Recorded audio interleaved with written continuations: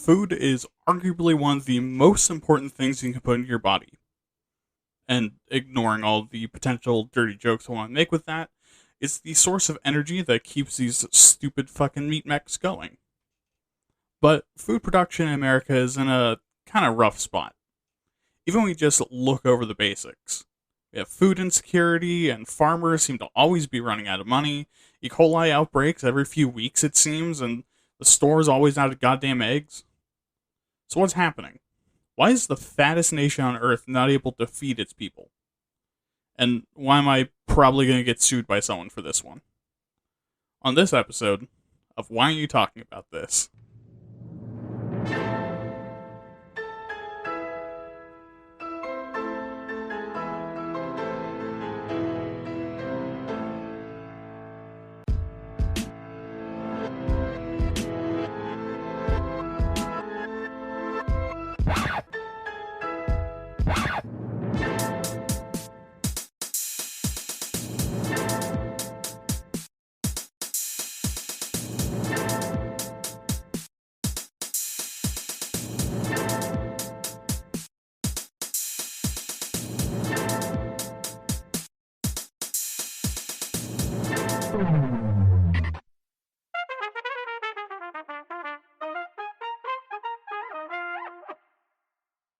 Hello, everyone, and welcome back to another episode of Waytat. I'm your host, William, and I will be your insider into the wild and wacky and fucking disgusting world of food today.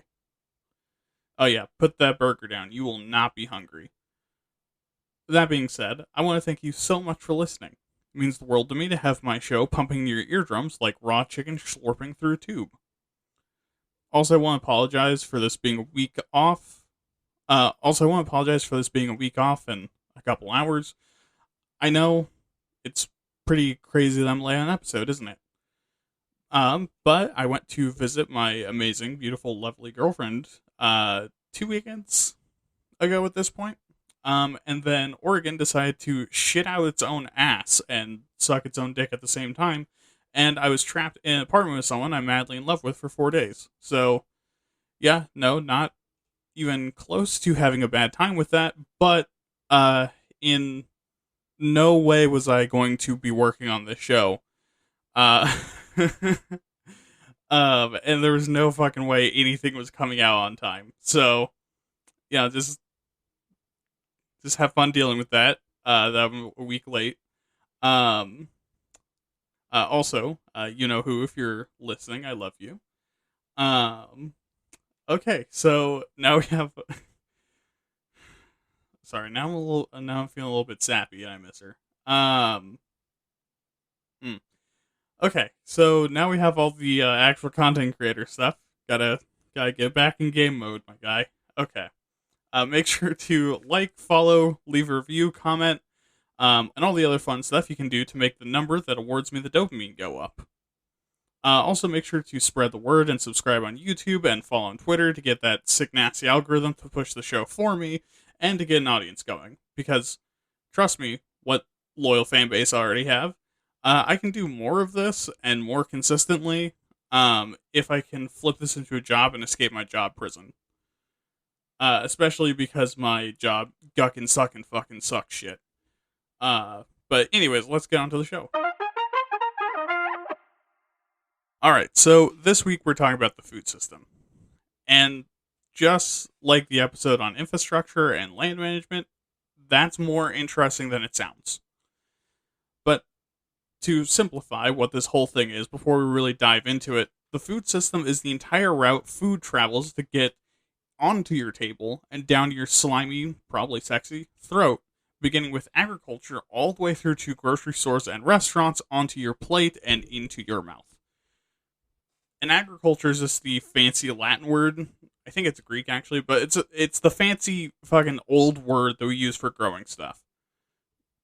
It's basically farming, but includes basically everything we do to raise and grow things for human use. I mean, except for humans. We don't count that as agriculture, even though, by and large, every human ever born has been created for human use. And it's weird to think about, isn't it? Anyways, instead of just doing a brick of definitions, I think this time we're going to walk through the actual distribution system. So the first step is to grow some food, which, for the sake of simplicity, we're going to assume plants. It gets a lot more complicated with animals and also involves a whole lot of like jerking animals off, and I don't want that kind of like imagery on the internet of. Anyways, so you first begin by picking the kind of crop that you want to grow. And, sure, you can grow any number of crops. Most of the biggest farms, especially those run by mega corporations, run monocultures because they tend to be really cost effective and have massive returns when it works out right. So it's a good idea to maximize returns. But of course, it is also a pretty big risk. And you might assume that that's because of crop illnesses or woke liberal bullshit like climate change that can kill off your monoculture farm. That actually isn't why.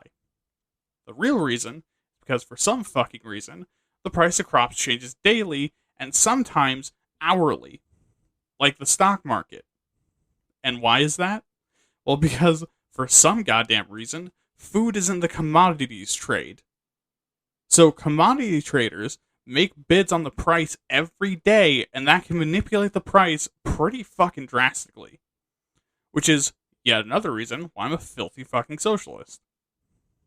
But anyways, in order to try and make sure you can survive off of farming and to minimize the risk, you take something called futures on your crops, which is basically just that you will sell your crops at a guaranteed future price. And if that is confusing, yes. Yes, it is. But as an example, let's say you grow wheat. Well, at market price right now, you know that your wheat is worth about 5 cents per bushel.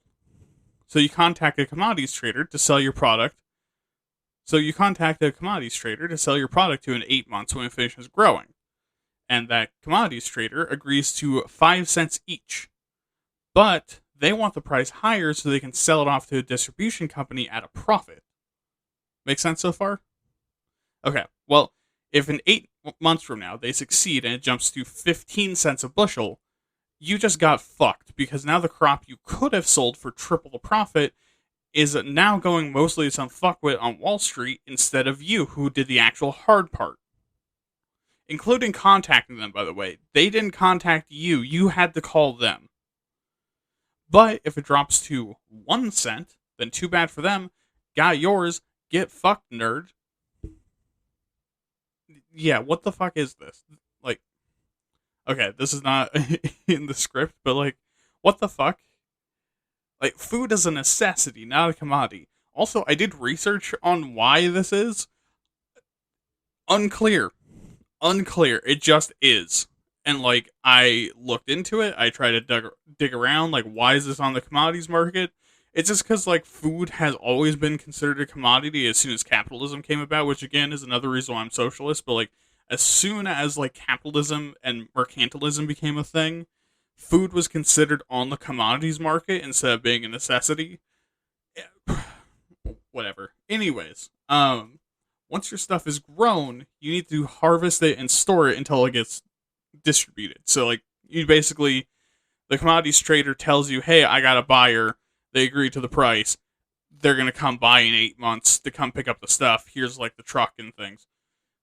Yeah. So, using wheat, again, as an example, you'd basically cut down all the wheat, gather it together, and then process it. Which, for wheat, means beating the fuck out of it, like it owes you money, until all the nuggets at the top of the wheat stalks get thrown on the ground. And then you grind that into flour. That is, well, you don't usually. You just usually gather that up. And that is gathered and stored until the distributor comes to pick it up, who will then take it to someone to mill it into flour. Yeah. But from the moment the wheat gets cut down, it starts a timer before it rots. Which actually takes us to the next step of the process called the cold chain. And sure, that sounds cool. Let's be fair, it's not. It's just a clever way to describe a chain of chilled and refrigerated vehicles being used to move shit across the country and across the world. And why do we do it like this? Well, for 3 reasons. Firstly, we need to feed densely populated areas. So, for example, an adult American consumes 1 ton of food per year. And yes, fat American. But in order to feed just New York City, all of the arable land in the entirety of New York State would need to be dedicated to just growing crops to feed half of New York. So, oh, just the city, by the way, not the state. All of it would be going to New York City and feed only half of them. So, kind of necessary. Secondly, variety. Humans are finicky little pieces of shit, and we need a varied diet, and at times, especially in northern areas of the world, you can't grow food during the winter, or sometimes for most of the year. Which means that if you relied solely on your own region's food production, then you'd have to rely on rationing through the cold season while you can scavenge locally when no food is available, and then when some food is available, bet your ass you're going to have some nutritional deficiencies, which are going to cause long-term health problems and probably kill you. Which, again, if you were in modern America, imagining trying to scavenge vitamin C locally, because I live in Oregon, not a whole lot of tropical fruits grow here. A lot of tropical fruits have vitamin C in high amounts. The fucking nightmare. Imagining, scavenging, trying to find someone who snuck in from California with a pocket full of lemons, trying to hunt them down and murder them for their lemons. Anyways, getting back on track and away from my weird fantasy land. Finally is the ability to focus on your regional strength. Basically that because you're able to ship across the country and the world, a region's agriculture and food production can focus on the stuff that they're actually good at growing and producing. So, Vermont is a great environment for raising dairy cows. I did look this up. I regret not putting it in the script, but it has something to do with it being, hilly and a little bit rocky and cold. Cows prefer that kind of environment. And there's not a whole lot of crops you can grow in an environment like that because it's generally a better idea to have flat land for crops.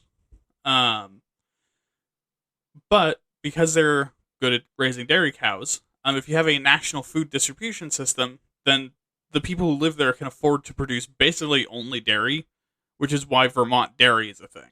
So you basically just let the region focus on the shit that they're good at with the expectation that somewhere else is going to carry their other needs. So you get to specialize a bit. If that wasn't the case and Vermont still decided to just grow dairy, oh my god, I would feel bad for plumbers. Getting back on track. Basically, a farmer will produce something, sell it to someone, who will then sell that to a company that processes food, who will then in turn go to the farm, pick up the food, and then turn it into something that you can actually buy from a store. So stuff like grinding your nuts into oil, churning your milk into butter, mixing your batter, deboning your meat.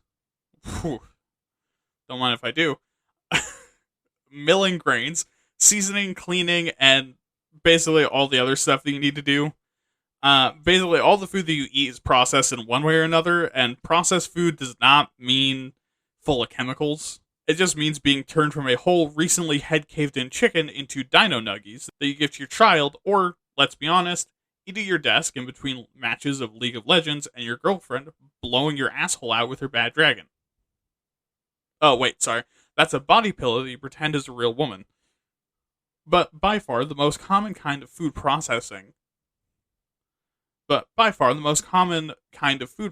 food goes through is preservation. Basically, the moment a thing goes from organism to object, a bunch of shit sees the failing immune system and goes, free real estate, and moves on in. Stuff like mold, bacteria, viruses, and other microbes, and parasites as well. Parasites fucking love that shit. Which causes a rot and decay, which drains nutrients from the thing that used to be alive. Which in nature is not that big of a deal, because usually when something's turned into food for another thing, it gets eaten pretty fast. And even when it doesn't, a lot of other things will crawl on it and eat it. And that's what the microbes and stuff are doing. But, being mommy's favorite delinquent, humanity gives mommy nature the brown-eyed devil bird and tells her to go fuck herself. So we need ways to fight off rot and decay, to, not get sick, and also because mold doesn't exactly taste very good. And we've come up with a lot of ways to do that. And the oldest ones would include drying, pickling, salting, sugaring, and fermenting. draw ways to make it hard for microbes to be able to get in there. Mostly by removing the water, making the environment really toxic for them, or putting much more friendly microbes in its place. Like yeast. Like, when you ferment something, like, fuck, someone's gonna correct me if I'm wrong, but, like, when you ferment something, you're basically letting the microbes in that are not going to completely ruin it and give you horrific diarrhea so that there's no space for other microbes to come in. In the more modern day, we also use stuff like refrigeration, dry freezing, canning, and preservation chemicals to do the same thing, although we still also pretty heavily rely on those other methods. There's also cooking and pasteurization to destroy microbes, which kind of resets the decaying process. However, in the food processing process, and something I can personally attest to, when a particular crop or product is processed, it's all tossed in together. Which means if one thing is contaminated, it contaminates everything. So, for example, if you're processing milk and doing pasteurization, if one cow's milk is infected with salmonella, and it somehow slips through the process, then when the milk truck gets filled up, all of that milk gets contaminated. Also, some of the processing we do is stuff like enrichment and fortification, where nutrients are added either back into the food that was removed from a preservation technique, or added to the food that didn't have it in the first place to improve public health. Like how we add iodine to salt in the US because we use a fuck ton of salt, and iodine deficiency is an actual issue that has occurred for a long time here. So it's not all like heart imploding sodium and ramen and whatever the fuck is in a Hostess cake that lets them sit on the shelf for weeks and taste the same and is probably causing you cancer. Although that is also included in food preservation. That's also a big part of it. Okay. But after processing, what's next? Well, a company then buys it from the processing company. So like the meat company I work for is a secondary processor because, it's meat. But the company sells to grocery and restaurant warehouses and sends them via a chilled truck to the warehouse, where the meat will then sit until it gets ordered by a restaurant or grocery store, and then they get sent the food, which then you get your little nasty fingies on. And this whole process, in theory at least, isn't something I have an issue with. I actually think it's cool, because it effectively allows anyone in the world to pick up a tomato in a grocery store that has, on average, traveled 1,500 fucking miles from people they will never meet and never see ever and will never even think about, and it's still fresh. Think about that. It's fucking incredible. It makes my little neurodivergent heart come in its jorts. However, because of how this system works and the whole futures and networking buyers and sellers and the massive workload in food production, corporate farms really end up on top. I mean, what's new, right? But these massive monocultural corporate farms are there to squeeze every last dime out of everything they own, which means sucking the land of its nutrients, using harsh pesticides, and cramming animals into spaces too tight for them to even turn their heads.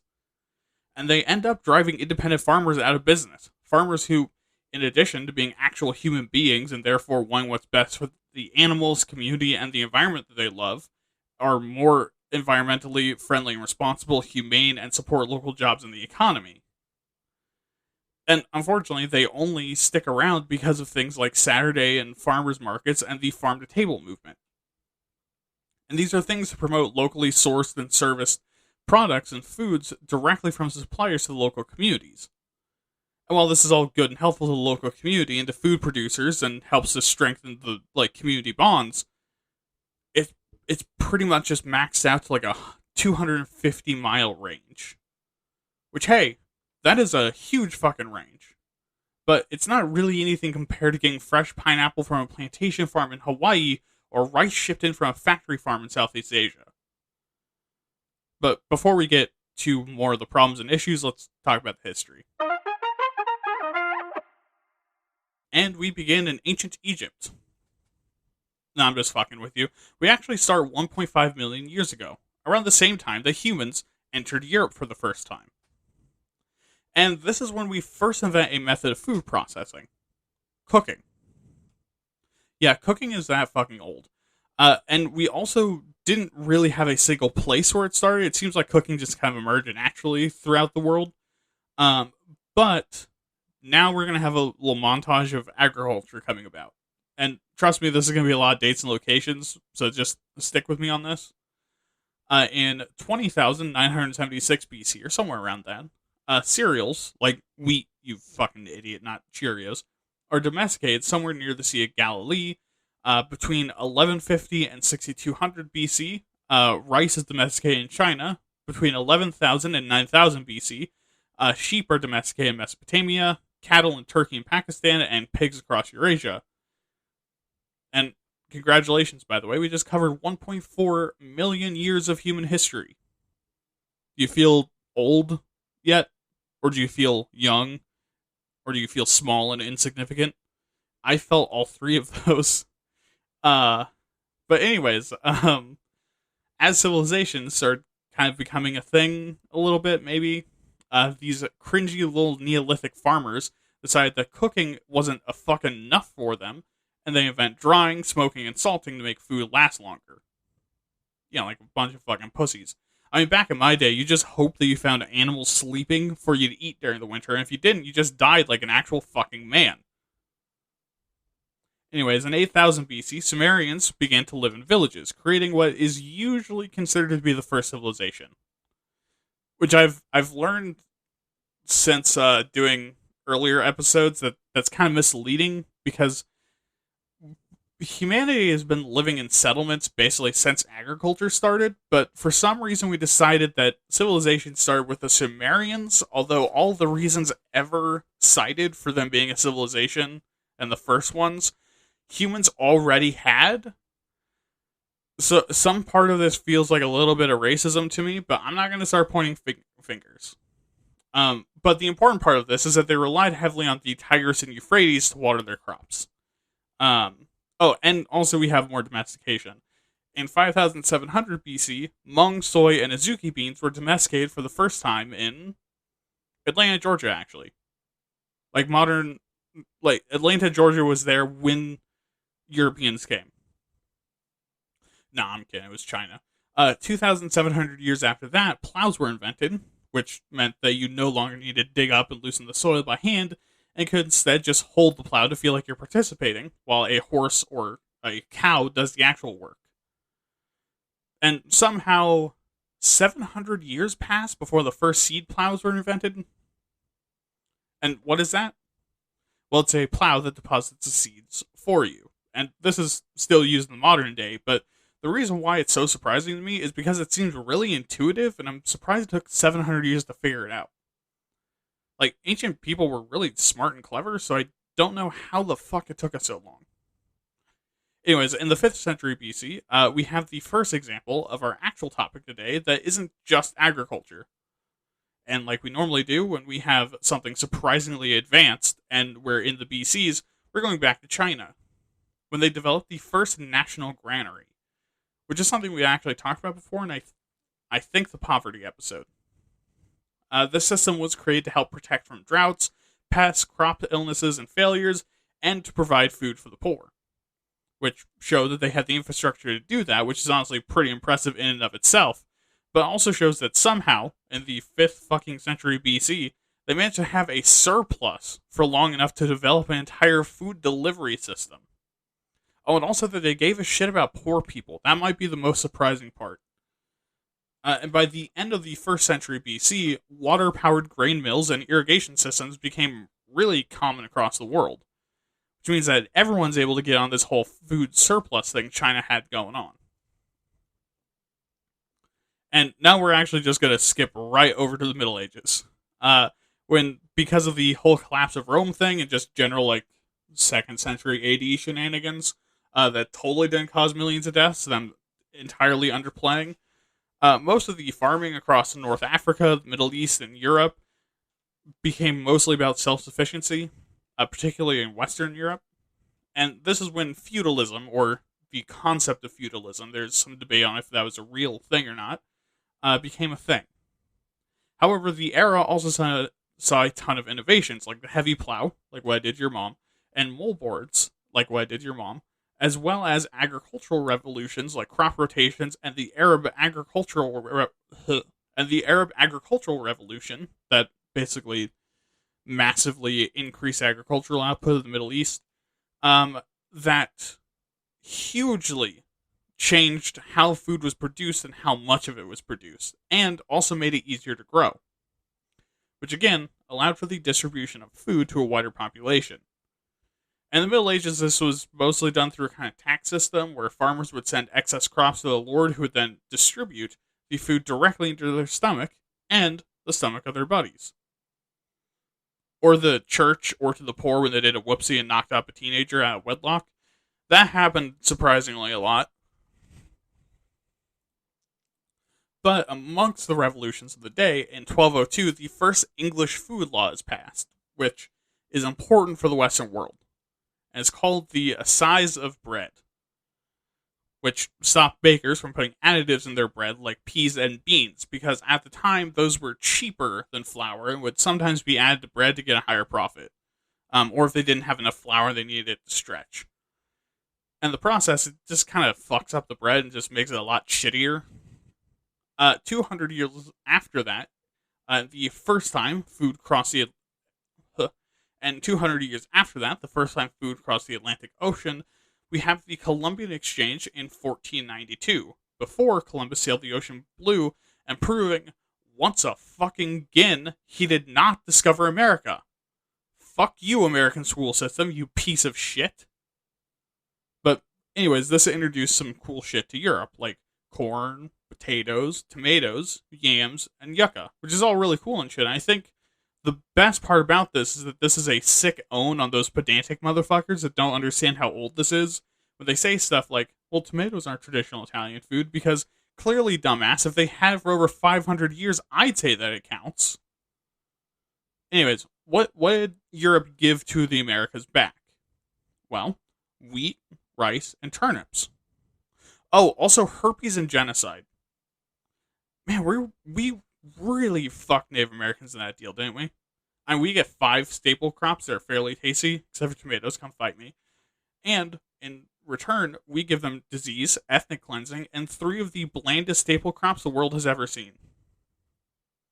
And to close out this era, in the 17th century, the British Agricultural Revolution happens, which thrusts the UK's agriculture to global prominence, which, let me tell you, that's quite the feat. And this would also prove to be the well-balanced breakfast they need to do a colonialism. But we move on now to new forms of food preservation, beginning in 1809 with the invention of hermetic bottling, which is sanitizing food and bottling it, by Nicholas Appert. Fuck, I had that down when I wrote the script. And then the moment I went to read his name, my whole brain just did TV static. But anyways, his method was almost immediately approved as a way to preserve food for French soldiers. A year later, Peter Durand invented, I said that in the whitest way possible, invented tinning and canning, which, despite the dangers of the, botulism risk and the fucking lead in the cans, becomes incredibly popular because of how long the food can last, and is used to distribute food across basically anywhere that has rail lines, ports, or roads. As long as you don't mind the mouthfeel of lead leaching into your can of beans. But, it was the early 1800s. They didn't give a shit. 44 years later, in 1864, Louis Pasteur invents a method of removing diseases from milk by heating it up to kill all the pathogens in it to make it both last longer and to destroy the disease. I had to make it through that sentence. Shut the fuck up, phone. Can you not do this right now? I'm recording an episode. And if you're familiar with this fucking guy, or you can put 2 and 2 together, then yes, this is pasteurization that he invents. And with its invention, we have a much healthier and safer milk that lasts longer. And this is an all-round, an incredible positive thing for humanity. And I specify that just to lay another thick own on the raw milk truthers that want to drink unpasteurized milk, and then almost universally have instant and uncontrollable stomach cramps and diarrhea. I guess bad choice of words saying thick. But anyways, pasteurization is also used for stuff in alcohol is also used for stuff like alcohol and fruit juices, which again makes them safer and last longer. We do actually pasteurize fruit juices still to this day. And for the world timeline, we jump to post World War One with the revolution of food processing. See, because the world had just gotten its entire butthole eaten by World War One, a massive economic depression, the collapse of colonialism, and just general social unrest, and the Spanish fucking flu, just about everyone realized, like, okay, maybe we should, like, try just a little bit more. And so a lot of mass production became more and more of a thing on people's minds as a solution for food distribution. Which is exactly what happened. And suddenly, post-World War One, most food you could buy came in factory-produced packages with factory-approved processing and government-mandated factory additives, which all helped to reduce foodborne illness, nutritional deficiencies, and malnutrition, while also helping the economy a bit. And a conservative economy bro just nutted in his pants. Post-World War II, because I'm not going to let them come again by talking about the Nazis, introduces new food processing systems, new processes, and chemicals, and the embracing of new technologies, which massively increases the shelf life and food diversity across the planet. It also causes the rise of reconstitution and instant meals and frozen dinners, which has also, by total coincidence, caused increased unhealthy eating habits, which is weird that those two things are just absolutely, totally unrelated. But before we move on to the US's timeline, we do also have the GFSI being founded, which is an international food production industry, which is an international food production industry-wide initiative to address safety risks and make consumers feel more confident with what they're buying. And why was this a concern? Well, because for almost 3 decades across the world, but in Europe and America especially, there have been pretty consistent food recalls for toxic chemicals and food contamination. Speaking of that, let's talk about America. Beginning with 1646, we implement things similar to the assize of bread. And this is actually kind of the only thing we do outside of the world standard, at least until 1785. When Massachusetts, and fuck them for being such a pain in the ass to pronounce and showing up in every fucking episode, passes the Act Against Selling Unwholesome Provisions. The phone, can you maybe just shut the fuck up a little bit, please? Thank you. Which allows the government to punish someone who sells diseased, contaminated, or falsely advertised food. Which I want you to think about that. That had to be a law. This wasn't just like a thing we inherited from the British. We had to come up with that shit ourselves. Which makes me wonder, what the fuck was happening in the UK? And besides like the dirt farming and the crayon munching, and also apparently adding peas to bread. And in 1862, since he really wasn't up to anything else, Abraham Lincoln set up the USDA and FDA. Unfortunately, really unfortunate, though, that actors and food inspectors are mortal enemies. I mean, he'd probably served a second term if that wasn't the case. But anyways, from that point, and for the next 44 years, that was an assassination joke, by the way. America didn't have any major events.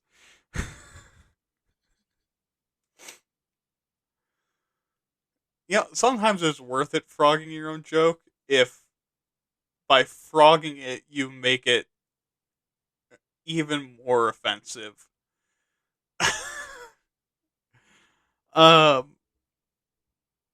Anyways, America didn't have any more major events. As far as, like, food developments, at least. In 1906, the feds passed the Pure Food and Drug Act, which prevented the manufacture, sale, or transportation of adulterated or misbranded products, and also the Federal Meat Inspection Act, which allowed for FBI agents to massage your cock whenever they want to. Now, it's actually to prevent meat products from being adulterated or misbranded or being processed unsafely or unhealthily. And I don't know about you, but I think I've had enough of the feds. I think, you know what? I'm just going to say it. They've gone too far this time, telling me what I can and can't put in my body.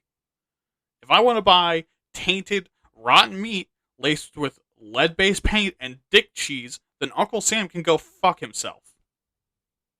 And of course, 11 years later, Uncle Sam infringes on our God-given motherfucking rights again by passing the Food Production Act, which creates a grading system for food to provide high-quality food to the U.S. military and eventually the rest of the country. And again, he can go fuck himself.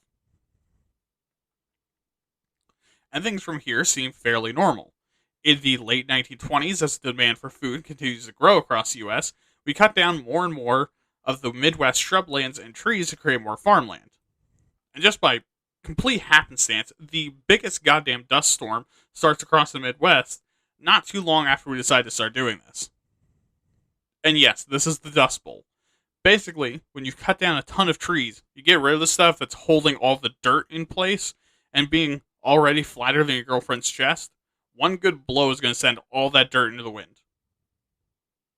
Like your girlfriend? I guess? I think? I didn't really think about that one.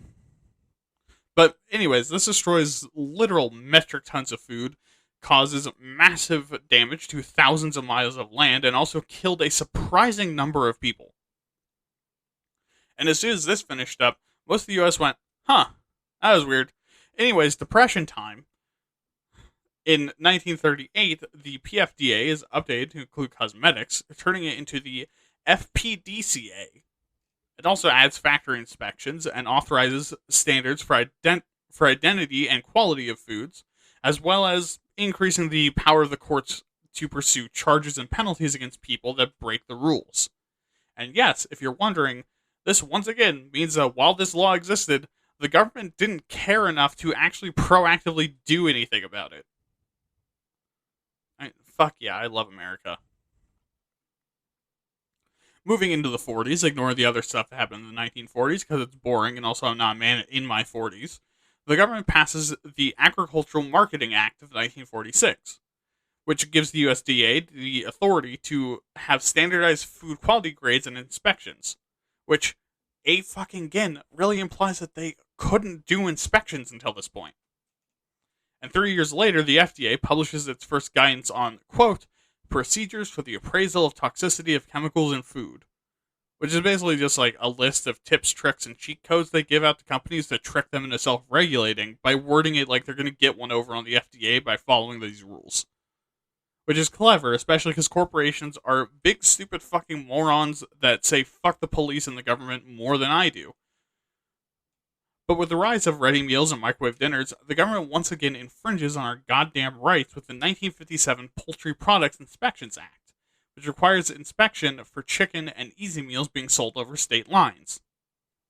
Fucking government. They can't keep getting away with this, I swear to God. I'm gonna do some not nice things to federal agents if they keep regulating our fucking food like this. And the next year, the PFDCA is amended again to include food additives, and ensure the safety of ingredients being added to our food in response to people starting to wonder if these added chemicals were causing health problems. I mean, given that it was 1958 and people were painting their walls with lead, yeah, they were. 4 years later, since he wasn't really doing anything else, JFK introduces the Consumer Bill of Rights, which says that customers have a right to be heard, to choose the products that they want, and to be informed of the products they're buying, and to be able to buy them safely. And unfortunately for him, the CIA and rights are mortal enemies.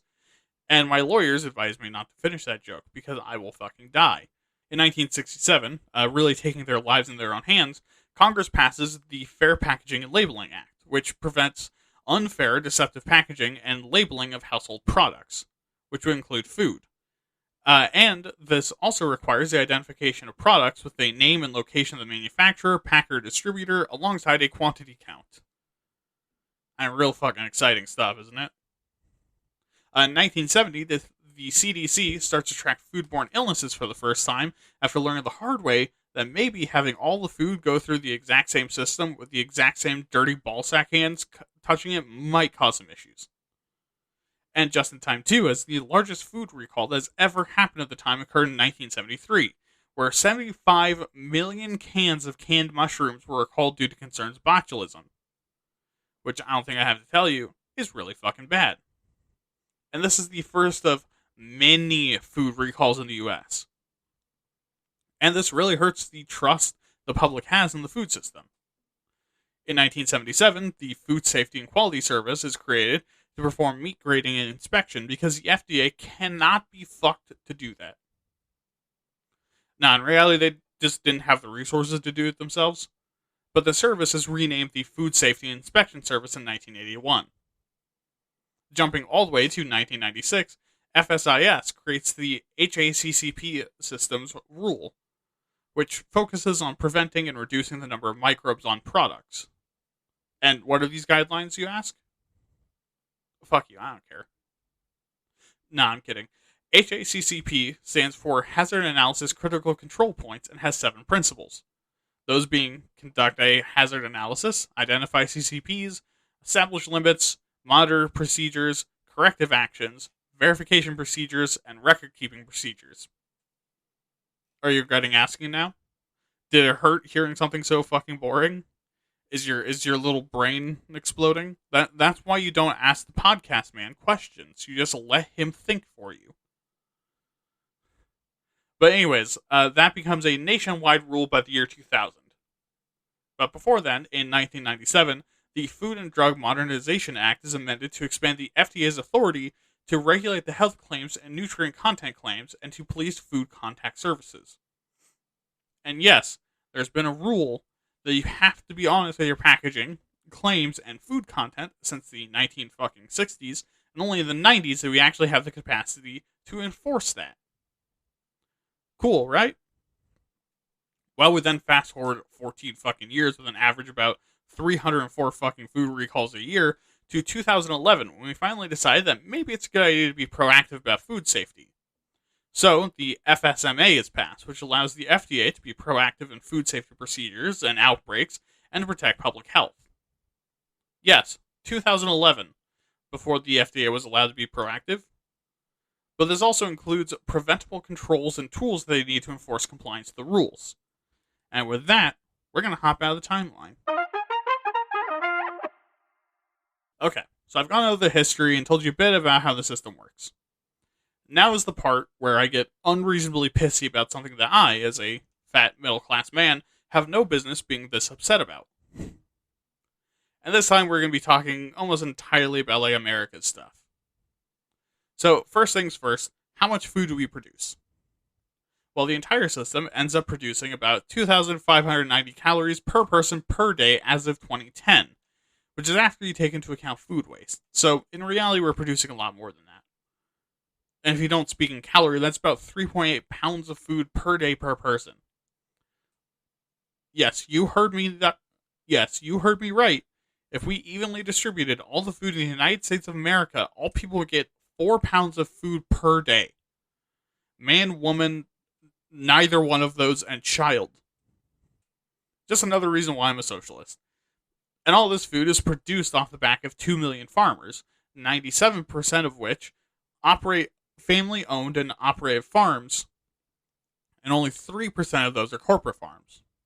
However, farms on average make around $350,000 a year unless you're a corporate farm, in which case you make around $1 million per year. Also, those that 3% of farms make the majority of our products. And agriculture is also a pretty substantial business, worth $374 billion as of 2018, with $143.4 billion of that coming from exporting food. 75% of all of that was from growing animal feed and meat products, while only 17% is from non-meat food, and that other 8% is from cash crops. And also, it's a huge part of our economy, with a sixth of all workers involved in the food system, whether that's growing, processing, cooking, or selling. So with that, what is the U.S. good at? Well, corn, pig, and cock. We are a massive producer of corn with about 90 million acres of land in the U.S. dedicated to growing it. And we only export 17% of it, using the remainder for fuel or food. While 18% of our agriculture is just chicken, making us the biggest exporter of chicken on the entire planet. And we produce the second most amount of pork on the planet and are the second biggest exporter and importer of pork products, which seems a little weird that we both import and export the second most, but still, whatever. Okay. I almost made a terrible joke. I'm not going to do that. Okay. So we make a lot of food, and it's very important to the industry. So now let's talk about the problems. The first of the problems I'm going to talk about is food deserts. And these are areas without proper food distribution, like grocery stores within easy access or reach. And this is a major problem of the U.S., affecting 6.1% of the U.S.'s land mass. And this problem really, really affects people in poverty, and in particular, minority populations who live in shit neighborhoods. And they are unable to get fresh fruit or vegetables or healthy food. And this is a growing issue, with more and more people living in food deserts over time because of increased rates of poverty and increased cost of living, and wage stagnation. Way to bring that back again. Secondly, the food system creates a massive amount of pollution. Since it's become industrialized, given that, 3% of farms create the majority of the money, the industry has the same issues as other industrial sectors. And unlike other sectors, this includes a lot of nasty, fucking disgusting shit and rot smells, massive cesspools of disease and illness, incredibly unhealthy and disease-causing chemicals, and also sucking the nutrients out of the soil like a hentai MILF sucking the soul out of the MC's dick. Which, much like having your soul sucked out by your lonely housewife neighbor, basically ruins the soil forever and forces it to survive on life support. Which in this case is whatever company it is artificially giving nutrients to their plants, and then when that isn't viable anymore, selling the land and moving on. Very similar to the... That's a conspiracy going on my conspiracy board. Also, 25% of animal farmers on industrial farms have respiratory illness from breathing in literal shit. And this is before we even talk about herbicides and pesticides. Oh, and also the U.S. agriculture, just U.S. agriculture, produces 671.5 metric tons of greenhouse gas a year. And then when the food gets to a processing plant, there's another massive problem. Because these places are incredibly fucking dangerous and health hazardous. And I know because I work in one. These places are home to antibiotic-resistant diseases because everything is cleaned with antibiotic soaps and chemical cleaners, and it's pretty common to end up covered in nastiness that can pretty easily get you infected. They also use sharp tools and machines that can turn bone to Play-Doh at extremely fast speeds to keep up with demands, but also very rarely train in their use. Now, some part of this is because these jobs tend to be transitory, because generally they suck shit, and they don't want to invest money into people that are just going to leave. But also a good amount of this is just being dumb and also being a corporation. And again, I see this one. Motherfuckers stick their arms into running machines I've watched break cow bones and ask you to turn them on. And these places also rarely have union representation or much, if any, employee-first policies to make sure that the facility doesn't become ground zero for a disease outbreak, like good sick day policies. And to make sure that they don't get in trouble or attract unions, they'll often hire people that don't trust the government, unions, or authority figures in general, or don't know the rules, or otherwise afraid of drawing too much attention to themselves or getting in trouble at all, like migrant workers. Now, my place in particular doesn't do that. They're not that shitty. They're not like industry standard shitty. But most places do that. Next problem is that despite being advertised as the safest in the world, our food system isn't. Because there's a lot of places where chemicals and pathogens can get into the food. And this happens for the same reasons that food gets recalled constantly, which is just another issue. Like over 400 times a year constantly, more than once a day. And the biggest reason is that companies are incentivized to move product, which means cutting corners and pressuring workers to work even when they shouldn't. which means that sick people are coming to work, and also product is potentially exposed to chemicals from cutting corners on storage and maintenance. But also to blame are things like climate change damaging the transportation systems, poor infrastructure causing damage to product, and delays in production and transportation, and industrial pollution leaching into our food, because we live in a nightmare fucking hellscape. Food waste is arguably one of the biggest issues, with 31 to 40% of all harvested food never being eaten worldwide, or about 1,250 calories per person per day, which means each year about 1 metric ton of food is wasted, which causes about 8 to 10% of all greenhouse emissions and wastes 25% of all fresh water and fertilizer and more land than the entire landmass of China. And at each step in the process, this waste is created. Before harvest, bad weather and pests, a lack of workers, an overestimated demand for crops, crop illnesses, or even just food that looks ugly or malformed that they don't think will sell well, it just gets left on the ground. After harvest, stuff that doesn't match customer expectations or pass aesthetic markers, which is fucking bullshit, is thrown out or used in animal feed for stuff. Stuff gets too damaged in transit. During processing and packaging, edible parts of the food, like the skin, peels, and fats, are discarded.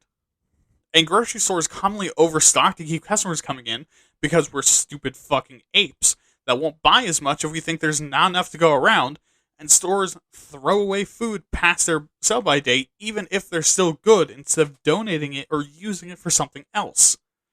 Restaurants serve over large portions and don't sometimes provide options to take food home. And that's largely for the same reason, because by giving the illusion of having an abundance, people will buy more, because we're dumb fucking animals. Oh, and don't think you get off scot-free either, motherfucker, because you're the issue too. You take home food and let it rot in the back of your goddamn fridge. You throw away edible food and buy way too big of portion sizes and then throw them away when you don't eat them, or you start feeling guilty about it. What I want you to do right now is I want you to look in your fridge. Do you see that bag of lettuce? That bag of lettuce has been in there since 2020. You need to throw it away. Don't buy another one. Do not buy another one. It's just going to go to waste. You're a monster. Don't try to eat better. At least in that way. Try to eat better, but try to eat better in a way that you'll actually do, not just own a bag of lettuce, you fucking mongrel. God, I lost my place yelling at you for wasting lettuce. I'd spit on you if I didn't know that you'd like it. That's actually in the script. But all this waste means that water is wasted, animals are killed for no reason, chemicals get sprayed into the environment without a fucking purpose, land and labor are taken up, and landfills are filled. So even if you don't give a single fuck about the environment or the human costs of food waste, you gotta admit that it's pretty stupid to be wasting resources in space like this, especially when you don't have much of it left to begin with. Next, the national food chain is really shitty. Firstly, there's not a whole lot of information coming down the pipeline, despite everyone wanting to know where their food comes from, which we really haven't pushed for it in decades. And companies actually don't want to know too much information. Why? Plausible deniability. Because when grandma dies of E. coli and mommy justice system wants someone to blame, you bet your ass every company involved is just keeping enough of the receipts to show that they got it from those guys, so it probably wasn't their fault. And while this is a defensive maneuver, it actually hurts everyone because a lack of communication between companies and customers means that no one along the chain necessarily knows who handled the product or when, what the time frame was to produce it, or where the fuck it comes from besides a company name and some receipts. And this, alongside wanting to make it seem like we have an abundance of food, causes horrific inventory management where a lot of companies really seem to just be fucking guessing what they want. It is excessively common for food to rot on shelves, or for sudden shortages to create food deserts for sometimes months at a time, which is ridiculous. Also, the supply chain has massive upkeep costs because of the cost of gas, electricity, and the stupid fucking idea of putting food on the commodities market. There's a huge price volatility that you can't always assume is going to be covered by what you can sell the food at. Which means companies need to put in a large amount of money into it, but they also want to cut costs and cut corners to maximize corporate profits. Which again, I'm anti-corporation. This is starting to make me mad. The thought of an executive in a boardroom getting a pat on the back for finding a way to fuck a worker right in the ass for trying to put food on their table by driving a goddamn delivery truck across the country makes me want to scream and burn down Wall Street. Okay. That was a joke, FBI. Don't come looking for me. But in order to keep the companies happy and producing food instead of changing their occupation that makes them more money, the government buys a ton of the food. To give to poor people? No. Of course not. Why the fuck would the government do something to care about people? They burn it in a field. And despite all this cost, the cold chain is so complex and difficult to maintain that if one thing goes wrong, the entire shipment is fucked and the entire chain starts to collapse. See, our entire food system is built on a house of gold-plated cards that just barely does its job. For an example, if the section of I-5 between, let's just say Seattle and Portland, Oregon, was shut down for a week, our entire food system across the entire West Coast would Ouroboros itself into oblivion. It would just be gone. Because everywhere relies on the I-5 to work. And also we don't keep enough of a surplus to actually, survive for any amount of time. Anyways, this all brings us to our final issue. Sell-by dates. Now, I'm going to say, if you've listened to all of this and still have faith in sell-by dates, oh boy, do I have some crypto to sell you. And don't worry, this isn't a scam. 1,000x returns, go to the moon. These dates are made up by the manufacturers, which, okay, first, let's be fair. I want you to put yourself in their place. You're the guy that prints out those dates, and you are handed a gallon of milk and a receipt that says your place received it 3 days ago. Now, you're smart. So, you're very smart. So, you know that milk probably got to the place of pasteurize it maybe a week beforehand. Maybe. So now it's 10 days, maybe. But you also know the industry standard is that it's probably been in cold storage for about a month somewhere else. So now you have milk that could be anywhere between 3 days and 5 weeks old.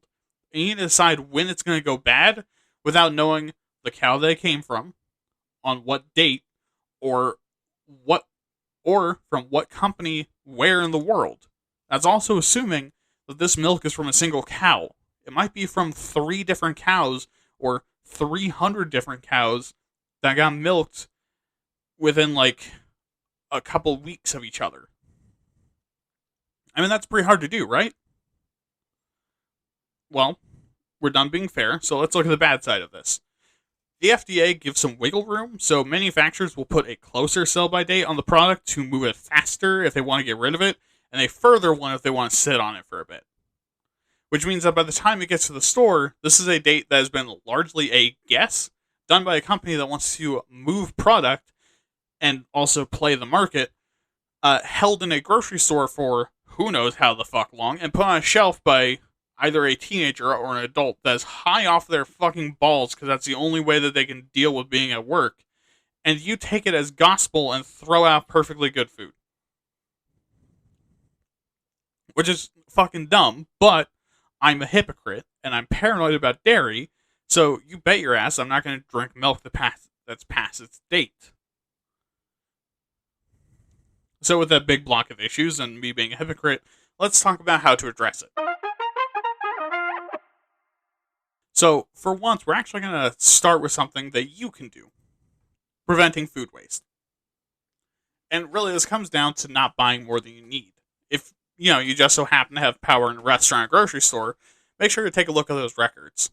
Are you buying 37 boxes of pig anus and only selling 4? Maybe it's time to ask the owner what kind of sick fetish they have for pig anus and only ordering 6 boxes. Also, making smaller batches and servings would also help a lot, since the stuff left over isn't getting thrown away or taken home and then thrown away. And also, it's a good idea to use leftovers instead of just wasting them. There's also some. There's a list of 22 things you can do at home to reduce your food waste. So you can meal plan, shop from the list, check your inventory before you go grocery shopping, you fucking Neanderthal, eat leftovers, eat out less, also eat the ugly food because it's just as good, eat less meat and more fruits and vegetables, create stock from the stuff that you can't eat, and otherwise, stop peeling your fucking potatoes, just eat the skin. It's good. Sometimes it traps in the flavor. Use recipes as a guideline rather than as the gospel. I don't go out and buy stuff that you're only going to use once.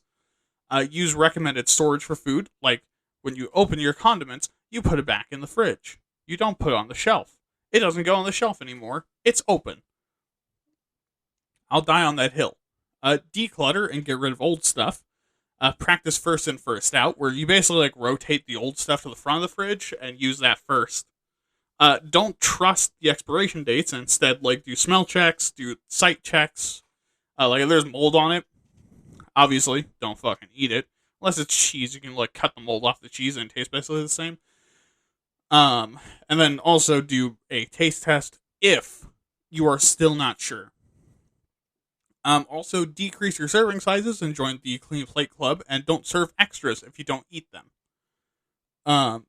Make your roommates do the same thing and breed a culture of resentment and hostility in your flat. Give away your extras to people that need it and people that trust you. And don't betray that trust. Not this time. Use long-term storage methods as needed. Free stuff with the dates and labels on them.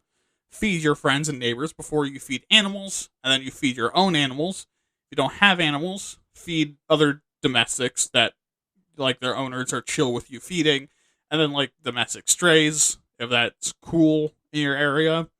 And then maybe, harmless wild animals, small birds. Never fucking feed dangerous animals, and I'm going to say it, some people are going to disagree. That includes raccoons and skunks. Don't fucking feed them human food. Don't. Stop. Let them scrounge that out of your trash can themselves. Also, know your limits and take leftovers home.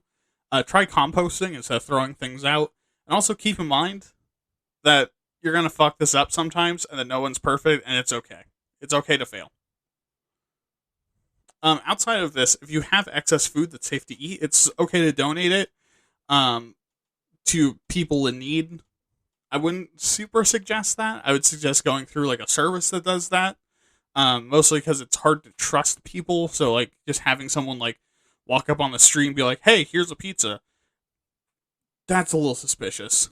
But there's also a ton of organizations that do this, like I was saying, but there's not nearly enough. So just donate to those, maybe volunteer, support them somehow, and if you have the capacity to do it, maybe start a charity. Also, food that you can't donate or aren't safe can still be composted.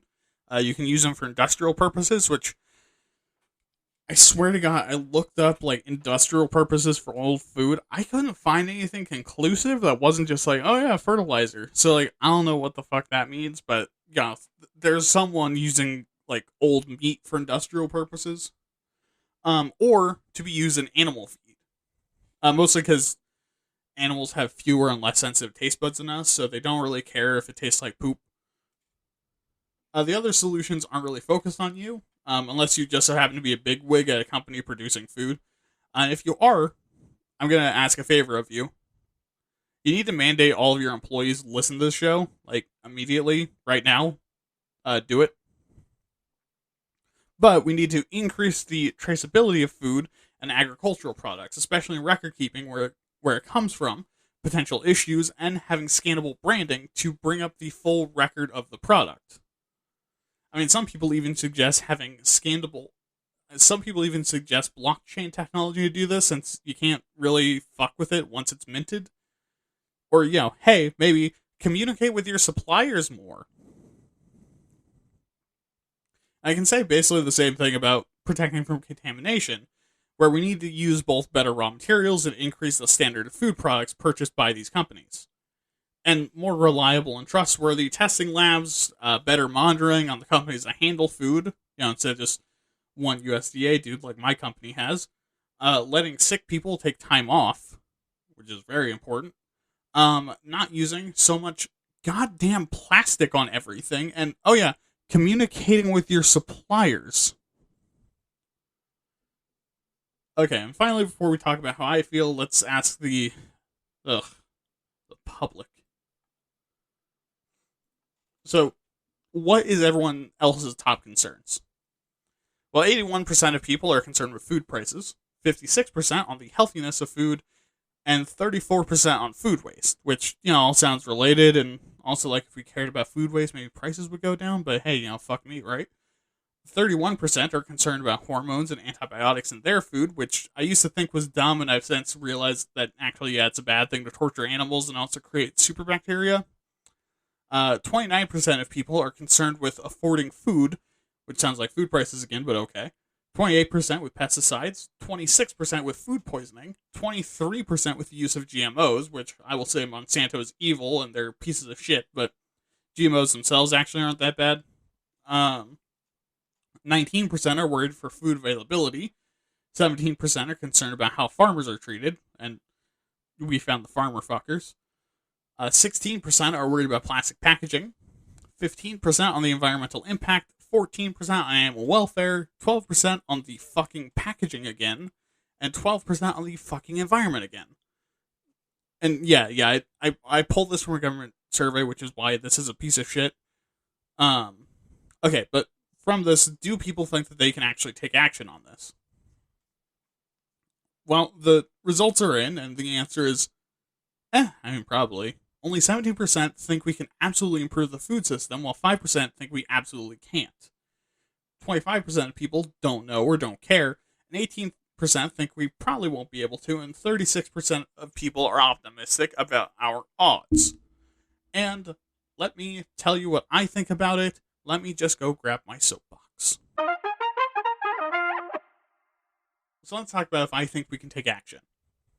Yes, I absolutely do. And why, the eternal pessimist, do I think that?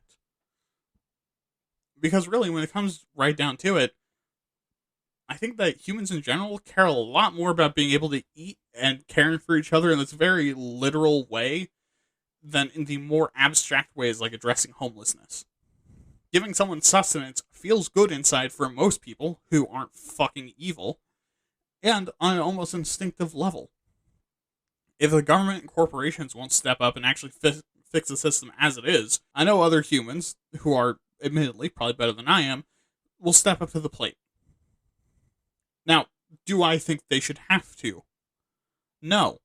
It's the government's job to fix problems. That's why they're here. We have a massive system creating a fuck ton of waste, and if they wanted to fix it, they're really going to have to go socialist on this one. But also, unlike other topics, I don't really care if they do. Because we have bigger issues. I mean, stick with me for this one.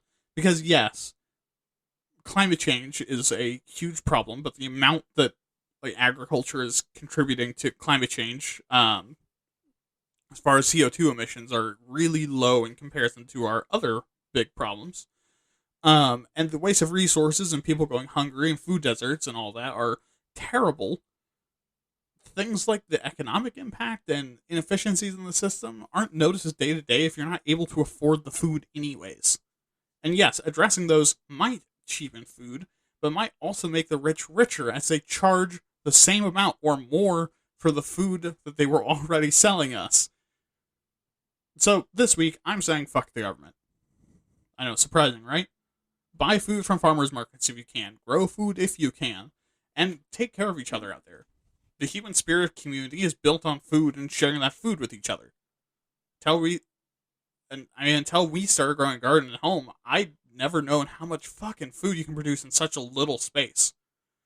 Our garden might be 50 feet by 50 feet plot, and I know that's a pretty big space, but relatively small compared to farms. And my mom grew easily 400 fucking pounds of pumpkin in a year. The year before, she had so many cucumbers that people she went out to meet or came over would be given baskets full of cucumbers for over 4 months, and we still couldn't use them all. I think we as Americans need to be more comfortable being self sufficient with our food and growing things in gardens and sharing food amongst ourselves. Because I'll tell you what, as a fat man, I cannot tell you how much I think it's bullshit to waltz out of a grocery store full of shame and guilt because I bought a 2-pack of cookies while I'm trying to lose weight and walk past a single mom who's dying inside because she's trying to figure out if she should eat the day for the first time in a week or feed her fucking kids. It's ridiculous to let a system where people who desperately need food and people with food addictions can walk past each other and there is zero help coming. Especially when Daddy Sam buys hundreds of tons of food just to burn it in a field somewhere. And also, I have an idea for you to steal. Buy food from a farmer's market, drive to your local food desert, and just give it all away. And be safe, of course, and don't be an asshole and fuck with the food, obviously, but at the very least, I think it'll be something. Alright, let's go. Man, I really chickened out on talking shit about my workplace there. Probably a good idea, but still. Anyways, if you have opinions, advice on how to make the show better, ways to improve the food system, call me a food whore, and really anything else you want to tell me, make sure to email me at waytatpods@gmail.com. That is WAYTATPODS@gmail.com. Remember to check out my other podcast, Waytat Nerd, where I do basically the same thing, but with nerd topics like fantasy, sci-fi, role-playing games, etc., where I hope you like the topics just as much. And also remember to follow me on Twitter at Waytat_pods for more episode announcements. And go to my YouTube to check out Fireside Chats and also to see old episodes uploaded. Have a good night. Don't murder. Have fun. And remember, tip your local farmer. Holy fuck, my guy. This has been Why Are You Talking About This? I've been your host, William. Good night.